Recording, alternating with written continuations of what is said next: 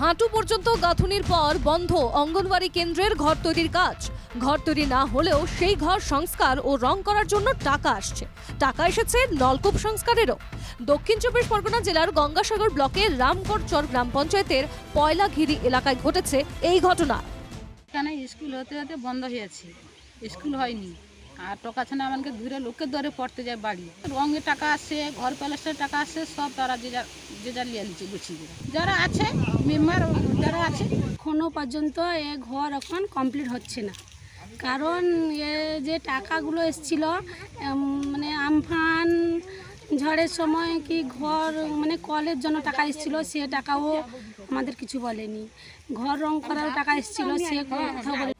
গ্রামে অঙ্গনওয়াড়ি কেন্দ্র তৈরির জন্য 2014 সালে জায়গা দিয়েছিলেন এলাকার এক বাসিন্দা।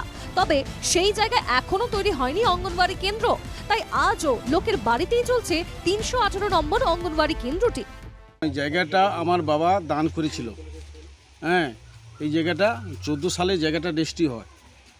তারপরে বাবা মারা যায়। আজও পর্যন্ত সেই প্রথমে স্কিম হয়েছিল শুনেছি 7.5 লাখ টাকার, সেই থেকে এইটুকু হয়ে রয়ে গেছে, যা আর হয়নি। 318 নম্বর সেন্টার। তাহলে এখানে কি পড়াশোনা হয়?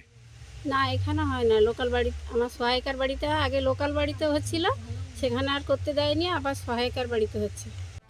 অঙ্গনওয়াড়ি কেন্দ্র নিয়ে তৃণমূলের বিরুদ্ধে দুর্নীতির অভিযোগ তুলেছে বিজেপি। কলের টাকা আসছে, সেই টাকাটা গেল কোথায়? বাড়ি হচ্ছে না এখানে, রঙের টাকা, কলের টাকা কোথায় গেল? এসব জিনিস কারা করেছে, কারা নিয়েছে বলে মনে হচ্ছে টাকা? এটা তৃণমূল নিয়েছে।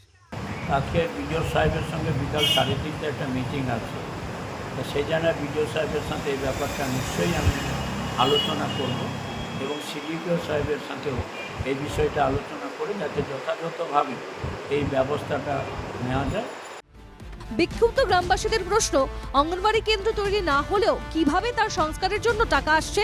তাহলে কি খাতায় কলমে কেন্দ্র তৈরি হয়েছে বলে দেখিয়ে কেউ টাকা তুলে নিচ্ছে? দক্ষিণ চব্বিশ পরগনা থেকে অরিজিৎ মণ্ডলের রিপোর্ট, NKTV বাংলা।